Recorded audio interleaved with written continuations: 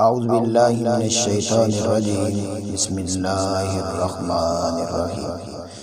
إذا وقعت الواقعة ليس لوقعتها كاذبة خافضة رافعة. إذا رجت الأرض رجا وبست الجبال بسا فكانت هباء منبثا وكنتم أزواجا ثلاثا. فأصحاب الميمنة ما أصحاب الميمنة وأصحاب المشأمة ما أصحاب المشأمة. والسابقون السابقون أولئك المقربون في جنات النعيم. ثلة من الأولين وقليل من الآخرين. على سرر موضونة متكئين عليها متقابلين. يطوف عليهم ولدان مخلدون بأكواب وأباريق وكأس من معين. لا يصدعون عنها ولا ينزفون. وفاكهة مما يتخيرون ولحم طير مما يشتهون. وحور عين كأمثال اللؤلؤ المكنون جزاء بما كانوا يعملون. لا يسمعون فيها لغوا ولا تأثيما إلا قيلا سلاما سلاما. وأصحاب اليمين ما أصحاب اليمين في سدر مخضود وطلح منضود وظل ممدود وماء مسكوب. وفاكهة كثيرة لا مقطوعة ولا ممنوعة. وفرش مرفوعة. إنا أنشأناهن إنشاء فجعلناهن أبكارا عربا أترابا. لأصحاب اليمين ثلة من الأولين ثلة من الأولين وثلة من الآخرين. وأصحاب الشمال ما أصحاب الشمال في سموم وحميم وظل من يحموم لا بارد ولا كريم. إنهم كانوا قبل ذلك مترفين وكانوا يصرون على الحنث العظيم. وكانوا يقولون أإذا متنا وكنا ترابا وعظاما أإنا لمبعوثون أو آباؤنا الأولون.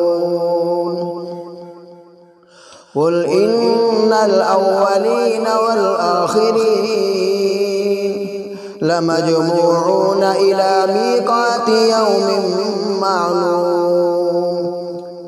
ثم إنكم أيها الضالون المكذبون لآكلون من شجر من زقوم فمالئون منها البطون فشاربون عليه من الحميم فشاربون شرب الهيم هذا نزلهم يوم الدين نحن خلقناكم فلولا تصدقون أفرأيتم ما تمنون أأنتم تخلقونه أم نحن الخالقون